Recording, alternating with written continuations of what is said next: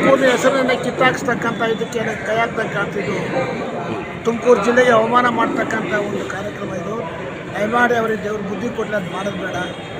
ತುಮಕೂರು ತನ್ನದೇ ಆಗಿರ್ತಕ್ಕಂಥ ಒಂದು ಇತಿಹಾಸ ಇದೆ. ದೇವರಾಯನ ದುರ್ಗ ಇದೆ, ಸಿದ್ಧಗಂಗಾ ಮಠ ಇದೆ, ಮಧುಗಿರಿನಲ್ಲಿ ಇವತ್ತು ಮಧುಗಿರಿ ಬೆಟ್ಟ ಇದೆ, ಯಕ್ಷಿಣ ಬೆಟ್ಟ, ಸಿದ್ರ ಬೆಟ್ಟ ಇದೆ, ಅತ್ಯುತ್ತಮ ಇರ್ತಕ್ಕಂಥದ್ದು ಪುರಾಣ ಕಥೆ. ಗುಬ್ಬಿ ಚನ್ನಬಸವೇಶ್ವರರು ಹುಟ್ಟಿರ್ತಕ್ಕಂಥದ್ದು, ಅಲ್ಲಿ ಗುಬ್ಬಿನಲ್ಲಿರ್ತಕ್ಕಂಥದ್ದು.